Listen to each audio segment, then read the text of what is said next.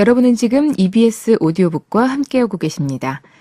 22일 수요일부터는 화제의 베스트셀러 새로운 작품이죠. 김정훈의 남자의 물건 들려드렸는데요. 소개해드리겠습니다. 이 책에서 대한민국 남자들의 삶에 주목을 했는데요.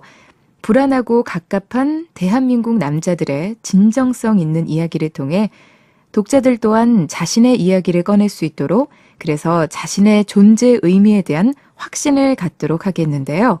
도발적인 제목인 남자의 물건은 그러한 이야기를 꺼내놓기 위한 상징이라고 보여집니다.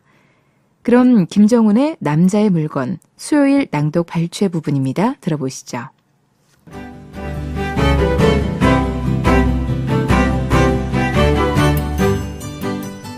왜 남자의 물건인가? 인생에서 피크는 만드는 거 아니요. 지난 가을 함께 식사하던 중에 이어령 선생이 하신 이야기다. 흥분해서 정신없이 돌아다니는 나를 무척 불안하게 보셨던 것 같다. 피크를 만들면 내려오는 길밖에 없는 거요. 피크가 눈에 보이는 듯하면 산을 바로 바꿔 타야 해. 이어령 선생은 중요한 이야기 끝에는 항상 이런 충청도 사투리를 쓰신다. 당시에는 아무 생각 없이 예 했다. 그런데 그 후 피크라는 단어가 자꾸 생각나는 거다. 도대체 내가 추구하는 인생의 피크는 뭔가 하는 질문이기도 했다. 다 때려치우고 한 1년 쉬면서 공부하기로 했다. 난 결정을 아주 빠르고 과감하게 한다. 아주 소심하지만 결정 하나 잘 내리는 걸로 이제까지 버텼다. 그렇지 않아도 글을 쓰다 보면 생각을 자꾸 쥐어짠다는 느낌에 너무 괴로웠다. 하고 싶은 이야기, 나누고 싶은 생각이 샘물처럼 차고 넘쳐야 글 쓰는 게 재미있는 거다. 이어령 선생이 명예학장으로 계시는 나라 현립대학교에 추천장을 써주셨다. 아주 조용하고 공부하기가 너무 좋다고 하셨다. 그래서 지난 2012년 1월 초부터 나라에서 혼자 지내고 있다. 정말 너무 조용하다. 진짜 아무것도 없다. 아주 미칠 지경이다. 그렇게 바쁘고 정신없이 살다가 갑자기 혼자 뚝 떨어져 있으니 환장할 지경이다. 어떤 날은 쓸쓸함에 방바닥을 떼굴떼굴 구르고 또 구른다. 자전거를 샀다. 앞에는 장바구니가 달린 전형적인 일본 아줌마 아저씨가 타는 자전거다. 아침마다 그 자전거를 타고 나라 현립 도서관에 출근한다. 아름다운 개울이 흐르는 논길 사이로 자전거를 타고 간다. 너무 낭만적이다. 고국의 나를 아는 여인들이 이런 모습을 보면 얼마나 멋있다고 생각할까 하는 아주 유치한 생각도 매번 한다. 수컷들은 죄다 그렇다.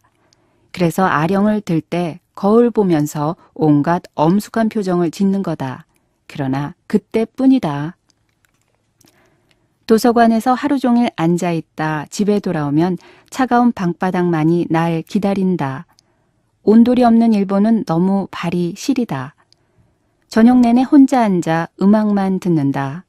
바흐가 다시 좋아졌다. 바쁠 때는 바흐가 전혀 안 들린다. 이렇게 마음이 처연해야만 바흐가 들린다. 바흐의 사냥 칸타타에 나오는 양떼는 평화스럽게 풀을 뜯고를 듣다 보면 정말 구름 위에서 디비져 자는 아련한 기분이다.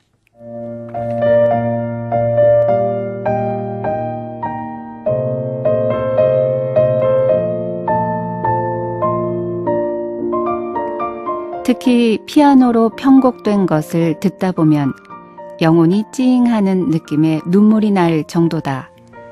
가끔은 영혼이 맑아지는 느낌이 뭔지 기억해야 한다.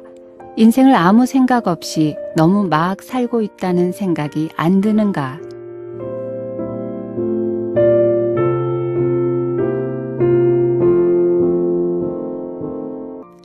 바흐의 아리오소도 환상적이다.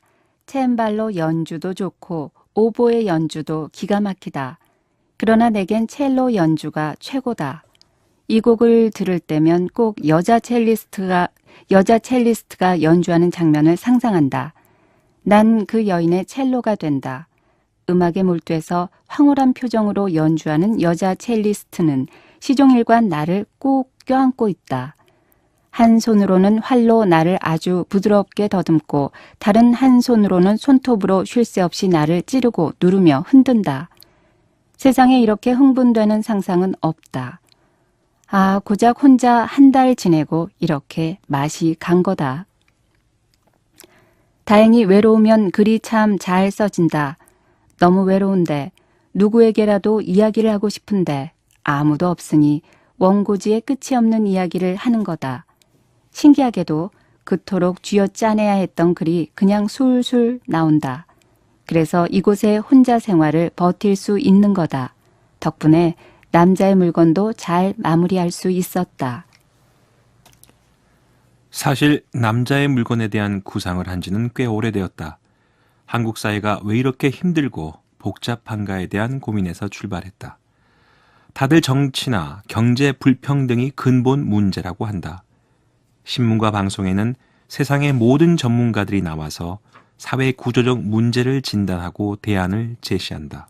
물론 정치 경제적 문제는 매우 중요하다. 그러나 왜 다들 그 문제만 이야기하는데 왜 도무지 변화가 없는 걸까? 나는 한국 사회의 문제를 좀 다른 방식으로 아주 구체적으로 접근하고 싶었다. 한국 사회의 문제는 불안한 한국 남자들의 문제다. 존재 확인이 안 되기 때문이다. 불확실한 존재로 인한 심리적 불안은 적을 분명히 하면 쉽게 해결된다. 적에 대한 적개심, 분노를 통해 내 존재를 아주 명확히 확인할 수 있기 때문이다. 아주 오래전부터 사용된 방법이다. 불안한 정치 세력은 적을 분명히 하는 방식으로 권력을 유지하려 한다. 개인도 마찬가지다. 자꾸 적을 만들어야 내 불안함이 사라진다. 또 다른 존재 확인의 방식이 있다. 이야기다. 내 존재는 내가 하는 이야기를 통해 확인된다. 사실 문명사에서 인간은 이야기를 통해 존재한다는 사실을 깨달은 것은 불과 얼마 전 일이다. 비트겐슈타인 이후의 이야기다. 이를 일컬어 내러티브 전환이라고 한다. 인간은 생각해서 이야기하는 것이 아니라 이야기하려고 생각한다는 것이다. 그래서 인류 문명이 가능했다는 거다. 우리가 그림을 그리고 영화를 보고 축구를 보는 것도 다 나중에 이야기하고 싶어서 그러는 거다.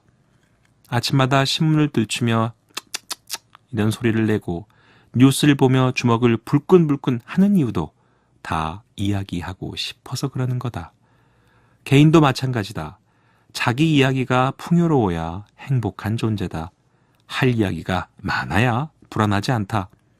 한국 남자들의 존재 불안은 할 이야기가 전혀 없다는 사실에서 출발한다.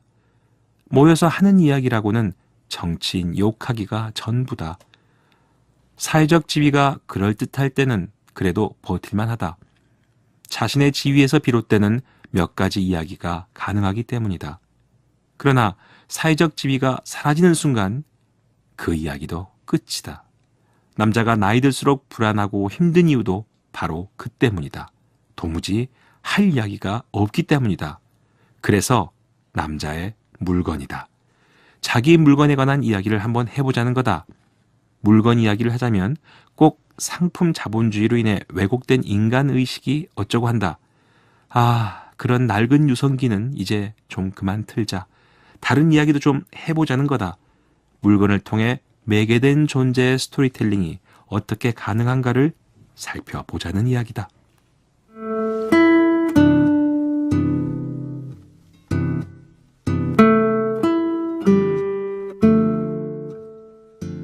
세상의 모든 아들은 아버지를 들이받는다. 아들을 팼다. 아직도 마음이 아프다. 때린 손은 더 아프다. 야단쳤다든가 혼낸 것이 아니다. 팼다. 아버지로서, 아니 남자로서의 자존심이 형편없이 무너졌기 때문이다. 고3인 아들의 일상 문제로 목소리를 높이다가 내가 무척 흥분했던 모양이다. 내가 때릴 듯 손을 치켜들자 아들은 내 손목을 꽉 잡았다. 키는 물론 몸집이 나보다 훨씬 큰 아들에게 내가 힘으로 당할 수는 없었다. 정말 꼼짝하기 어려웠다. 당황한 내가 어쩔 줄 몰라 하자 슬그머니 손을 놓는다. 그 상황에서도 아들은 아버지인 내 체면을 지켜준 것이다. 그래서 더 화가 났다. 수컷으로서의 자존심이 회복될 수 없이 망가졌기 때문이다. 그러나 난 이미 졌다. 아들도 알고 나도 안다.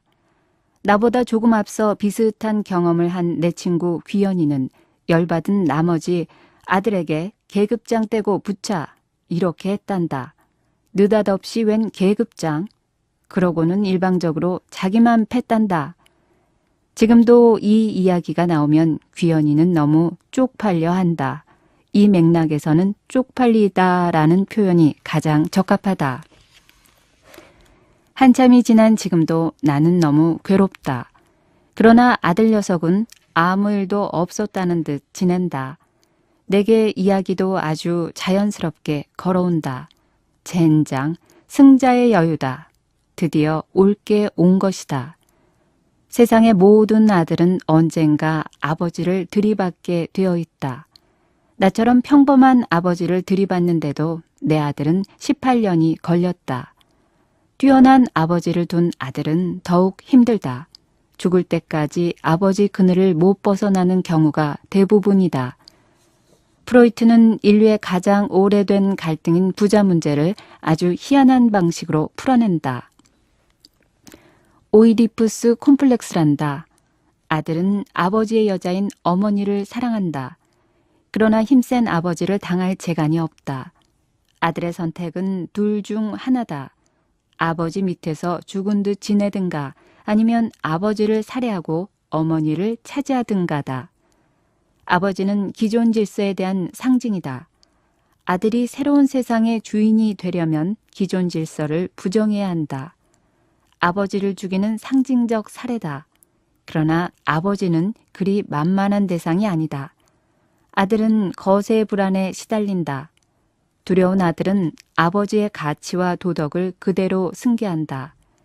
아버지의 세계를 이어받지만 아들을 위한 새로운 세상은 없다. 자신의 세계를 열어가려면 아들은 어떤 방식이든 아버지를 치받아야 한다. 문명사적 딜레마다.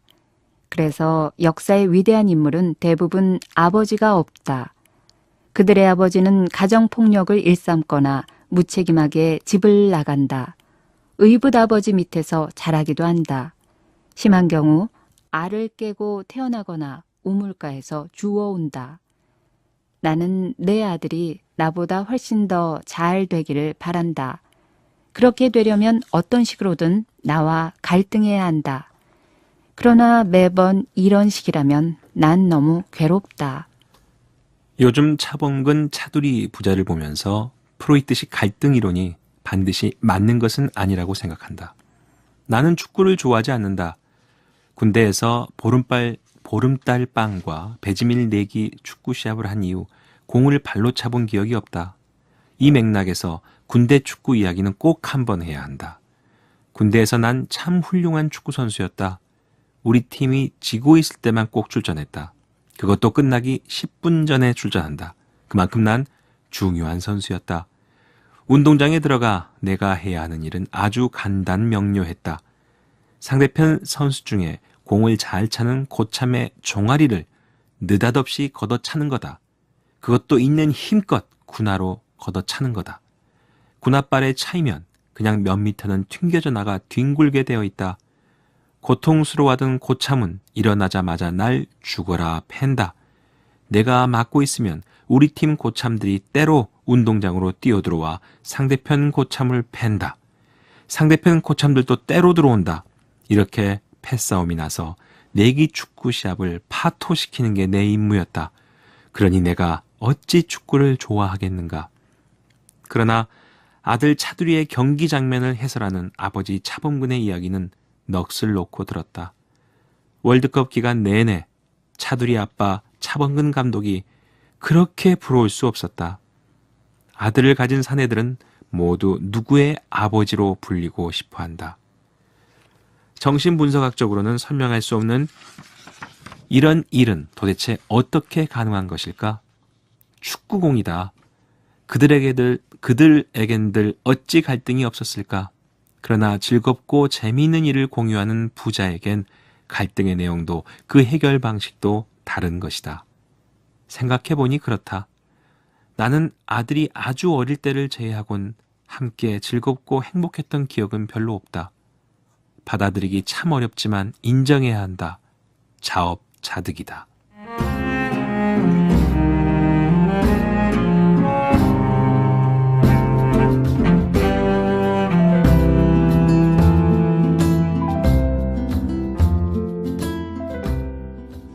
한국 남자들이 말귀를 못 알아듣는 이유. 살다 보면 그런 인간 꼭 있다. 도무지 남의 말귀를 못 알아듣는다. 한 이야기 하고 또 해도 매번 같은 자리다. 가슴이 답답하다 못해 터질 것 같다. 특히 나 같은 교수들이 더 그렇다. 평생 남을 가르치기만 할 뿐 남의 이야기를 들을 기회가 별로 없기 때문이다. 모든 직업에는 어쩔 수 없는 직업병이 있다. 강력반 형사를 경찰서 바깥에서 만나면 인상이 험악해 보이는 경우가 많다. 매일같이 강력범들을 상대하다 보니 그렇다. 표정이 밝은 의사들은 별로 없다. 매일같이 찌푸린 얼굴의 환자들만 대하다 보니 그렇다. 의사소통 장애는 교수의 직업병이다. 나름 알량한 교수인 나에 대한 내 가족의 불만도 마찬가지다. 매번 자기 이야기만 한다는 거다. 그래서 서울에서 부산까지 양 100마리를 끌고 가는 것보다 교수 3명 설득해서 데리고 가는 게 훨씬 어렵다는 이야기도 있다. 그러나 교수뿐만이 아니다. 대부분의 한국 남자들이 그렇다. 나이가 들수록 고집만 세지고 남의 말귀는 못 알아듣는다. 이 심각한 의사소통 장애의 원인은 단순하다. 의미 공유가 안 되기 때문이다. 우리가 누군가를 사랑한다고 이야기할 때 내가 이해하는 사랑의 의미와 상대방이 생각하는 사랑의 의미가 같다고 누가 보장해 주는가? 그럼에도 우리는 서로 사랑한다고 생각한다. 사랑에 관한 암묵적 의미를 공유하기 때문이다. 나이가 들수록 부부 관계가 삐걱대는 이유는 서로 이해하는 사랑의 의미가 달라지기 때문이다. 에로티시즘 혹은 섹슈얼리티가 사랑의 의미에서 빠져나가는 중년 부부에게 의사소통 장애는 아주 현실적이고 구체적이다. 결혼 25년 차인 내게 사랑은 아침 식사다. 집에서 아침 식사를 못 얻어먹으면 더는 사랑받는 존재가 아니다. 그러나 내 아내에게 사랑은 배려다. 자신과 아이들에 대한 구체적인 관심과 배려가 사랑의 기준이다. 아침 식사와 배려의 의미론적인 구조는 전혀 다르다. 그래서 매번 힘들다.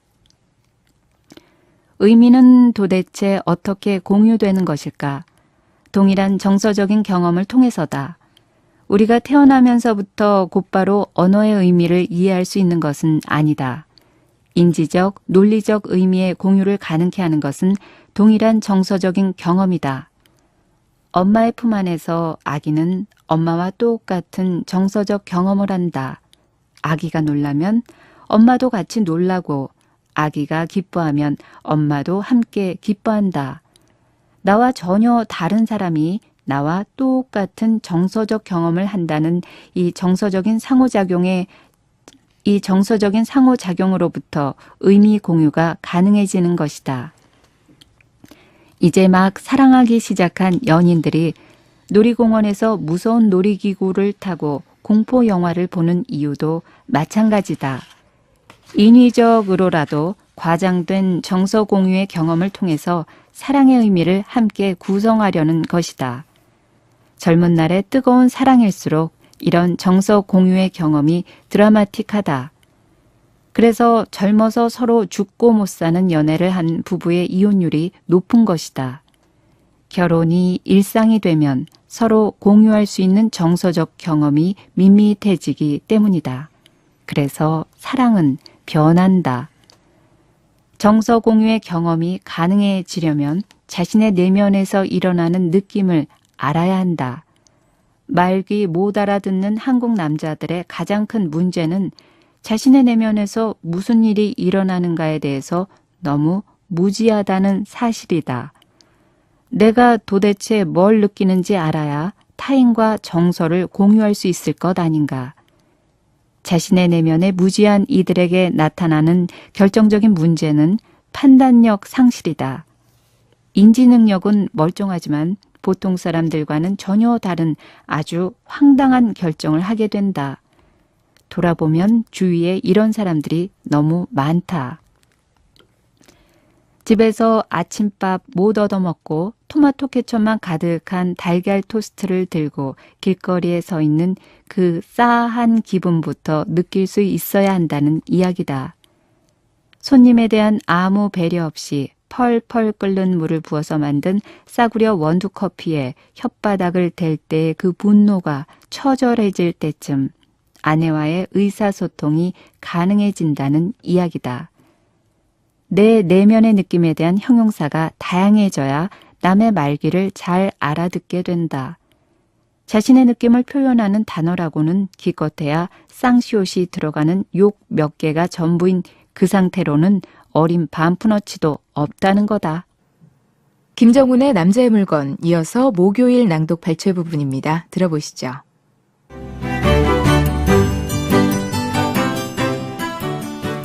이여령의 책상. 세상에 외롭지 않은 사람이 어디 있겠어. 그를 만나 이야기가 길어질 때면 외롭다는 이야기를 꼭 한 번씩은 했던 것 같다. 사람은 누구나 외로운 거요. 얘의 그 충청도 어투였다. 논리적이고 사변적인 이야기를 할 때 그는 정확한 표준어를 사용한다. 그러나 정서적 표현이 들어가기 시작하면 그의 어투는 아주 진한 충청도 사투리로 변한다. 외롭다고 할 때 특히 그랬다. 생명이 있는 것은 유한한 거요. 유한한 것은 모두 슬픈 거요. 언제 외로우세요? 해놓고 보니 참 어설픈 질문이다. 인생이 원래 외로운 거라는데 언제 외롭냐고 묻는다. 그래도 그는 바로 대답한다. discommunication, miscommunication이 아니고 discommunication이다. miscommunication은 소통의 의지는 있으나 내용이 잘못 전달되는 경우다. 그러나 discommunication은 다르다. 소통의 의지 자체가 아예 없거나 화제의 의도가 애초부터 왜곡되는 현상이다. 아, 나는 도무지 남하고 어울릴 수 없는 사람이구나 하는 생각이 자주 든다고 했다. 너무 외롭다. 그럴 때마다 그는 바로 서재로 올라가 책상에 앉는다. 함께 창조학교를 준비하면서 그가 외로워하는 모습을 자주 봤다. 아침부터 저녁까지 매 식사 시간마다 사람들을 만나 창조학교의 의미를 쉬지 않고 설명했다. 돈 받는 일도 아니고 누가 알아주는 일도 아니다. 그저 더 늙기 전에 한국 사회의 창조의 밑거름은 꼭 뿌리고 싶기 때문이다. 그러나 그 엄청난 아이디어를 혼자서 현실화하는 게 그리 쉬운 일은 아니었다. 한 번은 그가 내게 이런 메일을 보냈다. 김 교수, 내가 혼자 하는 것은 정말 잘하는데 지금까지 한 번도 실패한 적이 없는데 다른 사람들하고 같이 일하는 것은 매번 이렇게 힘이 드네. 다시는 사람들하고 함께 하는 일은 하지 않겠다고 속으로 맹세를 했는데 그가 메일을 보낸 시간은 새벽 3시였다. 이렇게 그는 끊임없이 새로운 일을 시도하고 흥분하고 즐거워하고 동시에 자주 상처받고 우울해한다. 이여령은 외롭다. 그에게 책상은 위안이다. 이여령은 자주 자신의 어린 시절 이야기를 꺼낸다. 어린 시절 그에게는 친구가 없었다. 섬처럼 혼자만의 세계에 갇혀 지냈다. 어린 시절 이야기를 할 때면 매번 그는 미꾸라지 참새 이야기를 한다. 동네 아이들이 함께 몰려다니며 참새 알 꺼내고 미꾸라지 잡던 모습이 엄청 부러웠던 모양이다. 그는 멀리 언덕에 앉아 제잘되는 또래의 아이들을 바라봤다. 못 견디겠다 싶으면 혼자 굴렁쇠를 굴리며 들판을 내달렸다. 아무하고도 어울리지 못하던 그 소녀는 88 올림픽 개막식 때 정적 가운데 홀로 나와 굴렁쇠를 굴리며 운동장을 가로질러 달린다. 그 굴렁쇠 소녀는 바로 수십 년 전 이여령의 모습이었다. 80에 가까운 그는 여전히 혼자 논다. 책상은 외로운 그의 놀이터다. 신영복의 벼루. 미래가 없는 삶에 대해 생각해 본 적이 있는가? 더 이상 자신의 미래에 대해 계획할 수 없을 때 그 좌절을 상상할 수 있는가? 난 그를 만나기 전부터 도대체 어떤 힘으로 그 고통을 버텨낼 수 있었는가를 묻고 싶었다.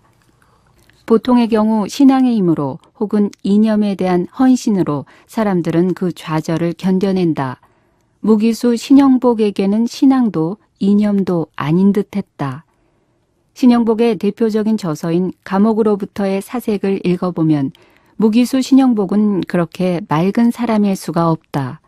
어머님, 아버님, 형수님, 계수님, 조카에게로 이어지는 짧은 편지들이 가족들에게 쓰는 편지라기에는 너무 정갈하다.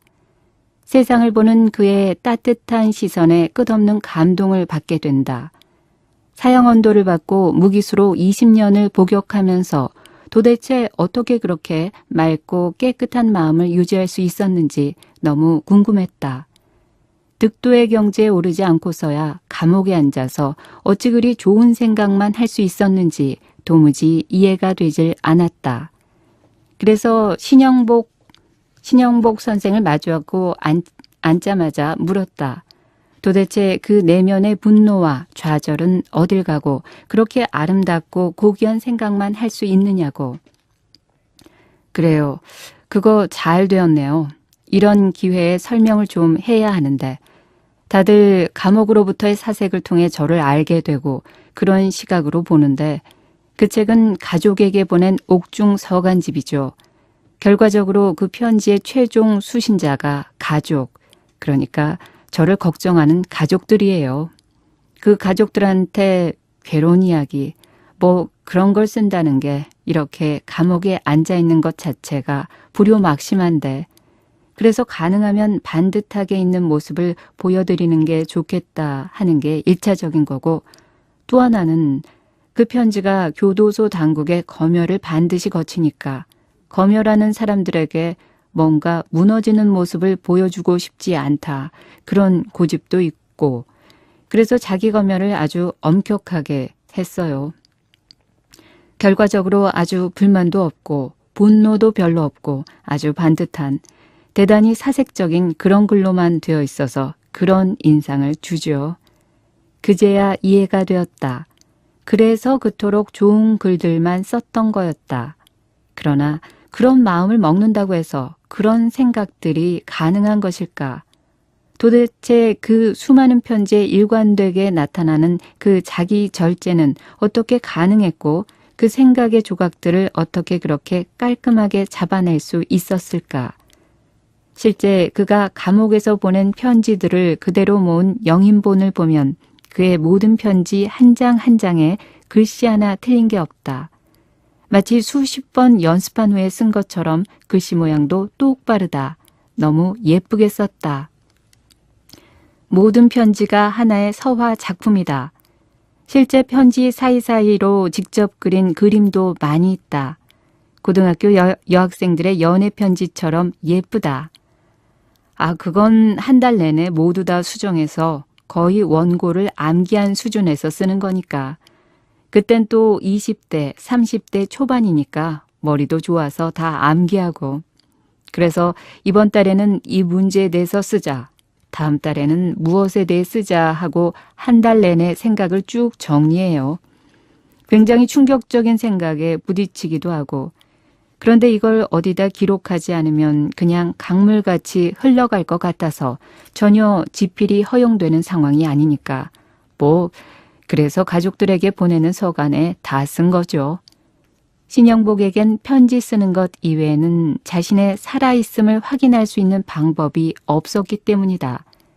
그래서 그의 삶의 가장 중요한 물건도 쓰는 것과 관련되어 있다.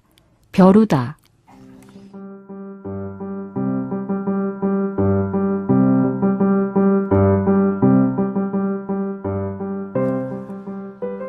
차범근의 인생에 가장 행복한 순간은 축구와 별로 관계없다. 차범근을 인터뷰하러 한남동에 있는 그의 차범근 축구교실을 찾아갔다. 탁자 위에 놓여있는 그의 물건을 보고 깜짝 놀랐다. 그러고는 정말 차범근스러운 물건이라는 생각에 미소가 절로 나왔다. 그에게 가장 중요하고 가장 많은 이야기를 간직한 귀한 물건은 한국 사람들에게 생소한 계란 받침대였다. 독일 아침 식사에 필수로 나오는 삶은 계란을 올려놓는 받침대다. 독일 사람들은 노른자만 살짝 익힌 삶은 계란을 이 받침대에 올려놓고 나이프로 계란의 3분의 1 되는 부분을 톡 때려 잘라낸다. 이때 깔끔하게 잘라내는 것도 실력이다. 유학생들끼리는 그 계란 자르는 솜씨로 서로의 유학 경력을 짐작하곤 한다. 그리고 소금을 조금씩 뿌려가며 작은 스푼으로 계란 속을 떠먹는다. 정말 감칠나는 특별한 맛이다. 사실 독일 음식은 참 먹을 게 없다. 다들 이야기하듯 소시지와 감자가 전부다. 그러나 아침 식사는 다르다. 독일의 아침 식사는 정말 맛도 최고고 건강에도 최고다. 독일에 오래 살아본 사람들은 대부분 공감한다. 일단 브레첸이라는 작은 빵이 아주 고소하다. 프랑스의 바게트 빵과 비슷한 맛이지만 크기는 주먹만 하고 마을마다 그 맛이 각기 다르다. 이 빵을 옆에서 반으로 잘라 치즈나 햄 조각 같은 것들을 위에 얹어 먹는다. 마지막에는 꿀이나 잼과 같은 단 것들을 발라 먹는다. 사람마다 창조력을 발휘해서 자기만의 맛을 만들어 먹을 수 있다. 그 조합을 개발하는 재미도 쏠쏠하다. 건강에도 아주 좋은 독일 특유의 시커먼 빵도 그 특별한 맛을 한번 알게 되면 바로 중독된다. 하루라도 안 먹으면 아주 섭섭해진다. 이렇게 아침 식사를 할 때 삶은 계란을 스푼으로 떠먹는 것은 필수 코스다. 차범근은 바로 이 계란 받침대, 독일어로는 아이어베커, 계란 받침대가 자기의 가장 중요한 물건이라는 것이다. 물론 그에게는 축구공이 가장 중요한 물건일 것이다. 그러나 그의 축구 인생을 동반한 가족이 차범근에게 그 무엇보다도 귀하다. 차범근은 바로 이 계란 받침대를 가지고 자신의 가족들과 함께한 독일에서의 소중한 경험에 대해 이야기하고 싶은 것이다. 차범근에게 가장 행복했던 때가 언제냐고 물었다. 최연소 국가대표 선정도 아니었다. 2번에 걸친 UEFA 우승컵도 아니었다. 유럽에서 UEFA 우승은 월드컵 우승에 맞먹는 엄청난 일이다. 한 선수가 2번이나 그 우승컵을 들었다는 것은 월드컵을 2번 우승한 것과 마찬가지의 영광이다. 실제로 한 선수가 각기 다른 팀에 소속되어 UEFA컵을 2번 우승한 것은 차범근이 유일하다. 차범근은 그 우승에 매번 결정적으로 기여한 선수였다. 그런데 그 감격의 순간조차 차범근의 가장 행복한 순간 순위에서는 뒤로 밀린다. 차범근 인생의 절정은 독일에서 가족들과 함께한 따뜻한 아침 식사였다. 독일의 빵집은 새벽 3시 반부터 열기 시작한다. 출근이 이른 이들은 5시까지 출근해야 하기 때문이다. 이렇게 일찍 출근하는 이들은 대개 오후 3시쯤 퇴근하고 저녁 8시쯤 잠자리에 든다. 그래서 독일에서 저녁에 집으로 전화하는 것은 큰 신뢰다. 물론 우리처럼 9시까지 출근하고 오후 5시쯤 퇴근해서 늦게 취침하는 직종도 있다. 이렇게 일하는 시간을 이원화하니 출퇴근 시간이 분산돼서 한국과 같은 러시아어 문제가 그리 심각하지 않다. 이른 새벽 독일의 동네 골목마다 불을 켠 빵집에는 남편들이 뛰어와 줄을 서서 몇 봉지씩 빵을 사가는 풍경이 아름답다. 아내들은 아이들을 깨우고 부엌에서 남편의 빵을 기다리며 아침 식사를 준비한다. 그렇게 부지런하게 오가는 독일 아침 풍경이 차범근에겐 너무나 따뜻한 기억으로 남아있다. 빵 사오고 계란 삶고 아침 식사는 독일에서 선수 생활하면서도 내 담당이에요. 그래서 아침에 일어나면 부엌에 가서 다 준비해놓고 그 다음에 빵 사러 가죠. 그동안에 애기 엄마가 애들 깨워놓으면 내가 계란을 팔팔 끓는 물에 딱 3분 스톱워치로 재서 삶고 꺼내면 속이 노릿하게 적당하게 익어가지고 그렇게 해서 먹죠. 그걸 먹고 나면 아이들 또 학교에 데려다 주고 난 운동하러 가죠. 정말 가장 행복했던 순간이에요. 겨울이면 아침에 빵집에 딱 기다렸다가 그 따뜻한 빵을 품에다 안고 그랬던 기억. 이 물건만 보면 그런 행복한 추억이 새록새록 떠오르죠. 워낙 인상이 좋은 차범근이다. 물론 이회택 선수 이후 차범근 선수는 미남과는 가장 거리가 먼 얼굴이었다. 그러나 그의 선한 표정은 세월과 더불어 미남 추남의 기준을 넘어서는 얼굴이 되었다. 그런데 이 계란 받침대를 들고 이야기하는 그의 표정은 바라보는 나조차 따라서 행복한 표정을 짓게 된다. 그래서 행복은 전염된다고 하는 거다. 차범근 자신은 독일 전통의 그 까만 보리빵을 꼭 먹는다고 한다. 찰지고 고소한 그 빵 위에 꿀을 얹어 먹으면 세상에 부러울 게 없다는 거다. 그러면서 정말 입맛까지 다신다. 아침 식사 장면을 설명하는 그의 이야기는 월드컵 축구 해설하는 것보다 더 리얼하다. 독일 유학 생활을 오래 한 나에게도 독일의 아침 식사는 잊을 수 없는 추억이다. 아침 식사와 관련한 내 리추얼에 관한 이야기를 여러 책에 썼다. 그런데 차범근도 나와 똑같은 기억을 지금 이야기하고 있는 것이다. 그는 계란 받침대를 쓰다듬으면서 그 행복을 반추해서 추억했다. 간절한 그리움이 읽힌다. 지금도 독일에 가면 꼭 그렇게 프리슈틱을 먹어야 돼요. 그게 벌써 20년이 지났는데도 항상 그게 그립고 또 그렇게 생각이 나요. 그때 온 가족이 막 재밌게 하루 이야기하고 옛날 한국에서는 밥상에서 말 많이 하면 어른들이 뭐라고 했잖아요. 얼마나 재밌게 웃고 아이들은 서로 자기 이야기 들어달라고 하고 또 아이들 나이가 꼭 그럴 때였어요. 정신없이 아이들 하는 이야기를 듣다 보면 그게 너무 행복하고 이거를 볼 때마다 우리한테 그 소중한 시간들이 떠오르고 그게 독일이 가져다 준 우리한테는 아주 굉장히 소중한 선물이 아닌가 생각해요. 세계적인 스타, 국가대표 감독, 프로축구 감독, 축구 해설위원 등 정말 많은 것을 성공적으로 이뤄낸 차범근이지만 행복이란 바로 가족과 함께했던 그 아침 식사였다는 이야기다. 계란 받침대는 바로 그 행복의 증거물인 것이다.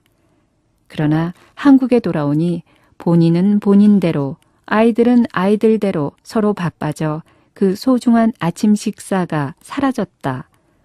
도대체 뭐가 그리 바쁜 일들이 있어서 한국 사람들은 죄다 그 행복한 가족과 함께하는 아침 식사를 희생하며 살아야 하는지 차범근은 몹시 아쉬워하는 표정이다.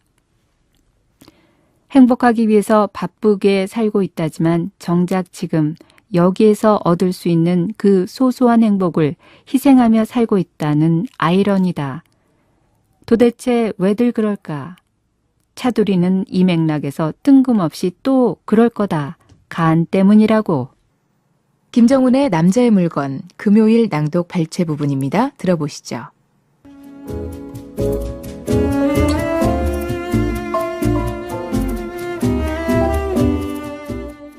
안성기의 스케치북. 1987년 봄, 나는 어렵게 복학한 대학의 마지막 학기를 다니고 있었다. 매일같이 시내 하늘은 최루탄의 매운 연기로 뒤덮였다.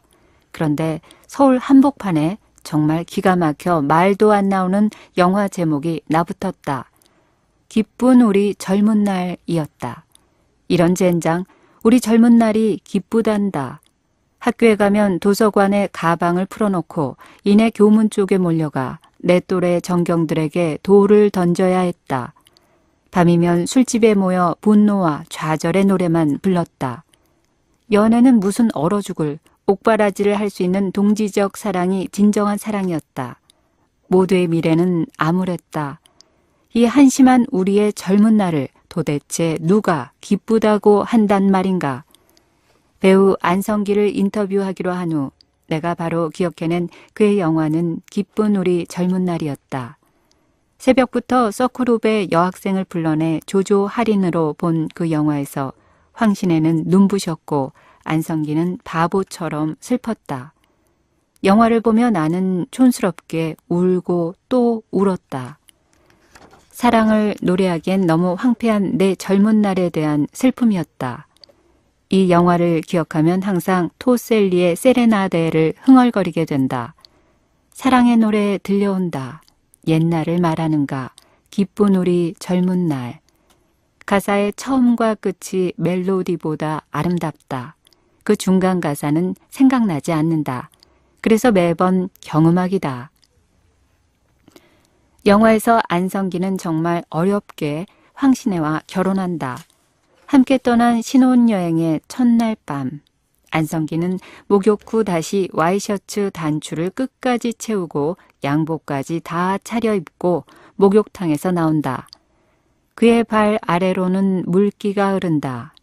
침대에서 예쁜 잠옷을 입고 기다리던 황신혜는 부끄러워하며 웃는다.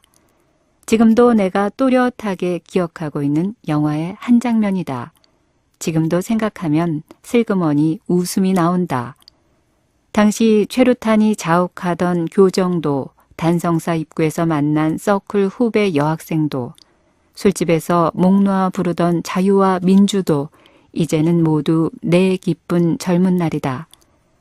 만다라, 깊고 푸른 밤과 같은 안성기의 영화도 내 기쁜 젊은 날에 빠져서는 안 된다.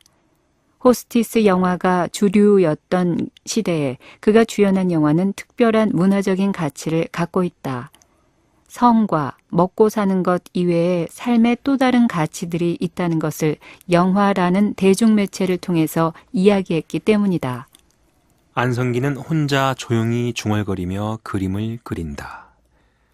안성기와 이야기하는 시간이 길어지면 그에겐 아주 독특한 언어 습관이 있음을 알 수 있다. 일단 신음소리가 참 많다. 아, 끙 등등 절제된 표현만을 사용하려다 보니 그런 것이다. 내가 거친 용어로 질문하면 그는 이내 표준어로 번역해서 대답한다. 예를 들어 내가 열나 힘들지요 하면 그는 아주 많이 힘들지 하는 식이다. 자주 맥 빠진다. 내 이야기에 강하게 부정하는 경우도 없다. 그럴 수도 있지. 혹은 거참 그러네. 그렇게 보면 또 그래. 하는 식이다. 상대방이 내 이야기에 아니지, 그게 아니지 해야 이야기가 흥미진진해진다. 이런 종류의 인터뷰는 특히 더 그렇다. 그러나 그는 시종, 겸양의 표현만 한다. 내가 영어 문법을 처음 배울 때 가장 어려워했던 바로 그 겸양의 표현을 그는 매번 사용한다. 그만큼 그는 매사가 진지하고 조심스럽다. 가까운 여배우들이 문자를 보내와도 정해진 상투적인 문구로 일관한다. 나름 반갑고 친한 표현을 하고 싶어도 어느 맥락에서 어떻게 될지 모르기 때문이다. 지독한 결벽증이다. 이토록 완벽주의자인 안성기에게도 약점은 있다. 혼자 자꾸 중얼거린다. 그는 혼자 아주 자주 중얼거린다. 같이 이야기하다가도 혼자 중얼거린다. 나에게 이야기하는 것 같은데 가만히 듣다 보면 혼자 이야기에 가깝다. 타인과의 관계에 항상 일정한 경계를 긋는 그의 혼잣말 습관과 그림 그리기는 아주 잘 어울린다. 촬영이 없을 때 안성기는 주로 집에만 있다. 배우라는 직업이 그렇다. 촬영이 있을 때는 사흘낮, 사흘밤을 꼬박 몰두해야 하지만 작품이 없을 때는 대책 없이 쉬어야 한다. 배우라면 누구나 이 무료한 시간을 효율적으로 보내는 나름의 휴테크가 있다. 안성기에게는 그림이다. 친구들과 술을 마시는 경우는 거의 없다. 친구들과 몰려다니지 못하는 자신이 스스로도 조금 이상한 듯해 얼마 동안 친구들과의 술자리를 따라다녔다. 함께 있어 보니 영 아니었다. 매번 이미 한 이야기 또 하고 또 할 뿐이었다. 그 후로는 친구들과의 모임이 2차, 3차로 이어지면 슬그머니 빠져나와 집으로 향한다. 집에서 그가 하는 일은 아주 단순하다. 일어나면 우선 물고기에 먹이부터 준다. 제대로 된 수족관도 아니다. 커다란 항아리 모양의 도자기 안에 작은 물고기 몇 마리 넣고 구경하는 일이다. 화초도 키운다.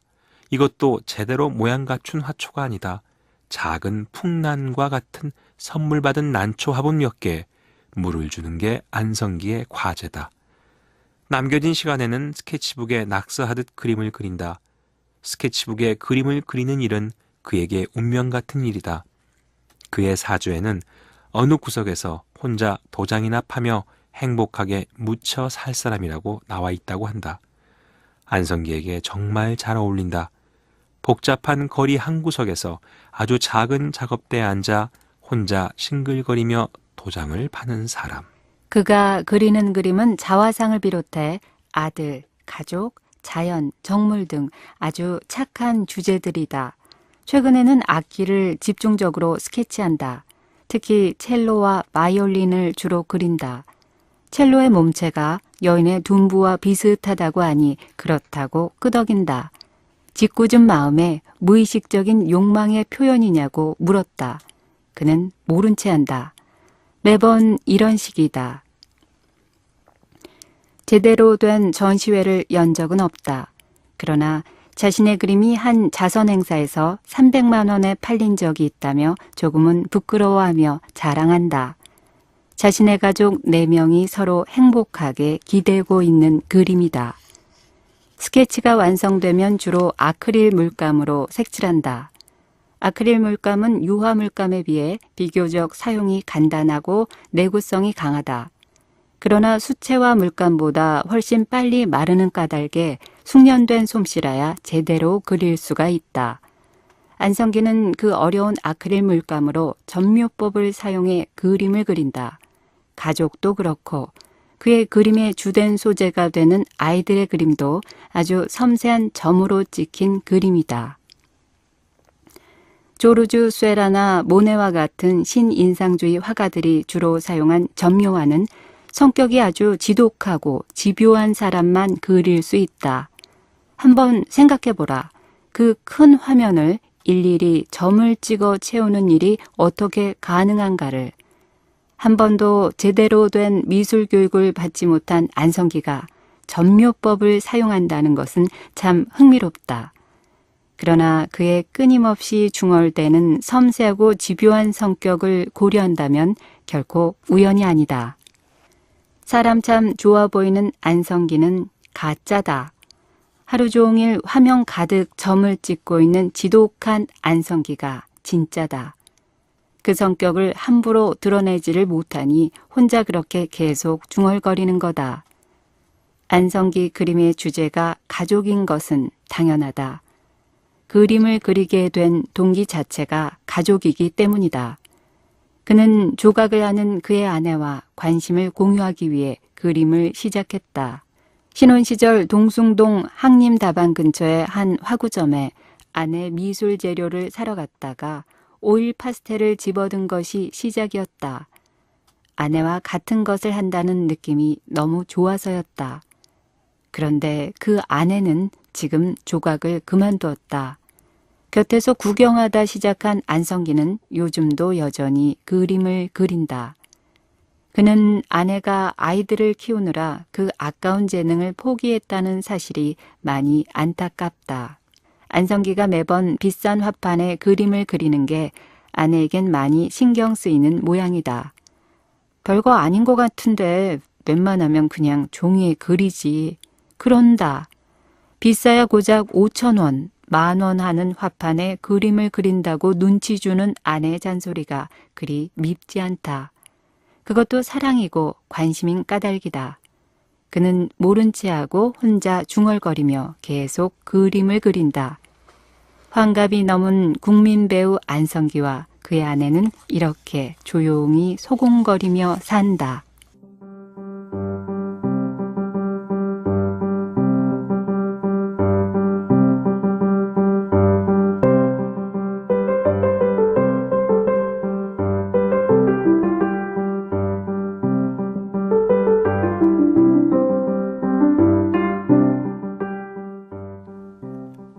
조영남의 안경.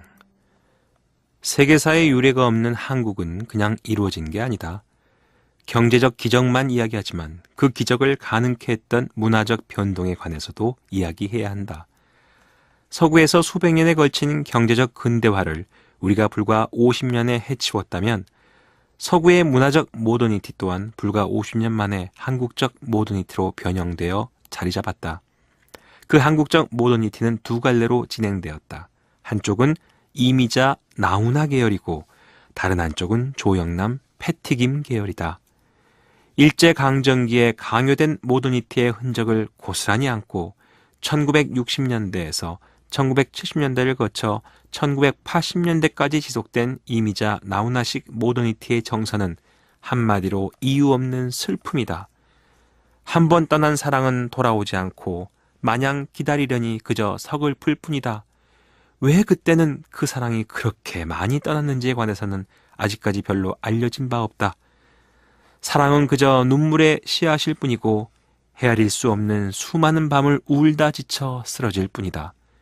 내가 슬픈데 왜 꽃잎은 빨갛게 멍이 들었는가에 관해서는 아무런 설명이 없다. 한 번 떠나온 고향도 이제 돌아갈 수 없다. 왜 떠났는지, 왜 돌아갈 수 없는지는 역시 알 수 없다. 꽃 피고 새가 오는 강촌에 살고 싶지만 사랑하는 부모 형제 이 몸을 기다리는 고향에 돌아갈 수 없어 그저 한 잔 술에 서름을 타서 마시며 견딜 뿐이다. 이미자 나훈아 계열의 모더니티가 노래한 정서는 시대적 변화에 어쩔 수 없이 따라야만 했던 집단적 좌절이었다. 이미자 나훈아와 똑같이 사랑과 고향을 노래하지만 조영만 패티김 계열의 모더니티는 많이 다르다. 이들의 모더니티는 미 8군 등을 통해 직접 수입된 오리지널 서구 모더니티다. 일본이라는 필터로 걸러진 모더니티와는 질적으로 다르다. 슬프지만 그저 슬퍼하지만은 않는다. 더 이상 이유 없는 슬픔은 없다. 슬픔과 상실의 원인이 보다 적극적으로 표현된다는 이야기다. 내가 슬픈 이유는 그녀의 불 꺼진 창에 희미한 두 사람의 그림자 때문이다. 불 꺼진 그녀의 방에 내가 아닌 또 다른 사람이 있다는 것처럼 분명한 사유는 없다. 그러나 떠나간 사람은 이제 어쩌다 생각이 날 뿐이고 가끔 그날 밤 그 언약을 생각하면서 지난 날을 후회할 따름이다. 아니 이제는 배신한 일을 가만두지 않겠다는 복수에 불타는 마음을 분명하게 이야기하기도 한다. 떠나온 고향은 조영남 패티김 계열의 모더니티에서도 여전히 그리운 곳이다. 그러나 그 고향은 따지고 보면 내 진짜 고향이 아니다. 일사후퇴 때 피난 내려와 살던 곳일 따름이다. 한국 근대사에서 자신의 고향이 분명한 사람이 뭐 그리 많겠는가? 고향이란 그저 동생과 메뚜기 잡던 아름다운 추억이 있는 곳일 따름이다. 또한 고향은 더 이상 상처받은 몸과 마음을 추스르려고 돌아가는 곳이 아니다. 내 아내와 내 아들과 셋이서 함께 금이 환영하고 싶은 곳이다. 새로 정착한 서울도 더 이상 소외되고 낯선 장소가 아니다. 꽃이 피고 종이 울리는 곳이다. 이 정다운 거리, 마음의 거리, 아름다운 서울에서 이제는 맘 붙이고 잘 살겠노라고 노래한다. 조영남, 패티김이 노래하는 슬픔은 더 이상 강요된 어쩔 수 없는 슬픔이 아니다. 내 마음먹기에 따라 사랑과 고향은 얼마든지 바뀔 수 있다는 주체적 자각이 시작되었기 때문이다. 내 생각과 느낌은 모두 내 것이다. 내가 책임져야 한다는 자의식이 미국식 모더니티의 외피를 입고 수입된 것이다.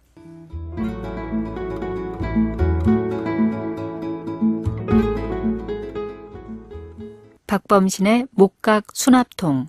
우리나라에서 아마도 가장 많은 베스트셀러 소설을 쓴 성공한 작가 박범신에게 물었다. 다시 태어나면 소설을 쓰겠느냐고. 아니란다. 절대 안 쓴단다. 박범신은 다시 태어나면 세 가지는 절대 안 한다고 한다. 첫째는 아버지다. 철이 없어서 아무 생각 없이 그저 애를 줄줄이 낳은 거지. 세상에 대해 조금이라도 알았더라면 절대 애를 안 낳았을 거라고 한다. 애들이 아직 어릴 때 줄줄이 누워 자고 있는 아이들을 보면서 이 험난한 세상에서 이 애들은 도대체 어떻게 살아가야 하나 하는 생각이 들었다. 그러면서 도대체 내가 무슨 짓을 했나 하는 생각에 앞이 캄캄해지더라는 거다. 대부분의 사람들은 이 세상에 태어나 자식이라도 남기고 갈 수 있어서 다행이라고 생각하는데 작가는 확실히 다르다. 스티브 잡스도 죽기 바로 직전 엄청난 고통으로 말 한마디 제대로 못하면서도 자기 자식들을 보고 와우 와우 와우 감탄만 계속했다고 한다. 애플 컴퓨터를 만든 것보다 자기 닮은 자식 낳은 게 자기 삶의 최고 감동이었다는 거다. 그런데 박범 씨는 반대다. 자기 자식들이 살아가면서 겪을 그 고통, 좌절이 먼저 떠오르는 거다. 그 슬픔이 안쓰러워 애를 낳지 않겠다는 거다. 달리 말하자면 자신의 삶이 그토록 고통스러웠다는 이야기다. 그 고통을 자신의 자식들이 똑같이 느끼는 게 두려운 거다. 두 번째는 결혼이다. 애를 안 낳으려면 결혼도 당연히 안 하는 거 아니냐고 내가 물었다.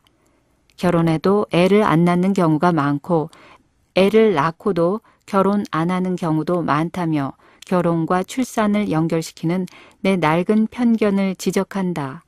그럼 사랑은? 사랑도 안 하는 거냐고 물었다. 사랑을 어떻게 멈출 수 있느냐? 사랑의 열망은 멈추는 법도 없고 멈춰서도 안 되는 거라고 한다. 아, 이건 괜찮은 것 같다. 가능한 한 많은 여인과 사랑하고 싶다는 이야기다. 멋있다. 세 번째가 소설이다. 정말 고통스러운 일이라는 거다.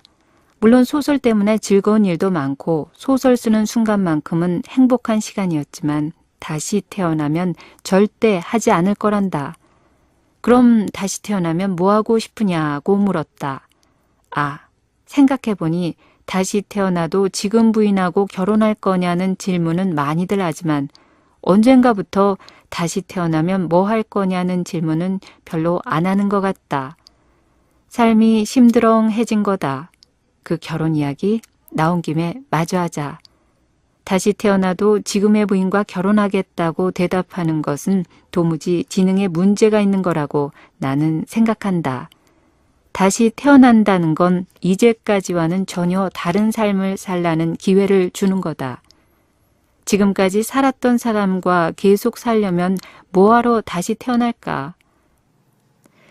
이 책은 일부에서 대한민국 남자들의 불안과 외로움을 달래는 유쾌하고도 가슴 찡한 위로를 전했고요. 2부에서는 각계각층 다양한 분야 13명의 물건에 대한 이야기를 담았습니다. 그들에겐 자기만의 스토리가 담긴 특별한 물건이 있고 그 물건에 대한 이야기는 곧 그들의 삶을 그대로 보여주죠. 저자는 당신만의 물건에 대한 이야기를 해볼 것을 제안을 합니다. 물건을 매개로 나라는 존재를 확인하고 인정하자는 건데요. 독자들은 이 책을 통해서 진정 충만하고 행복한 삶의 의미를 깨달을 수 있을 것 같습니다.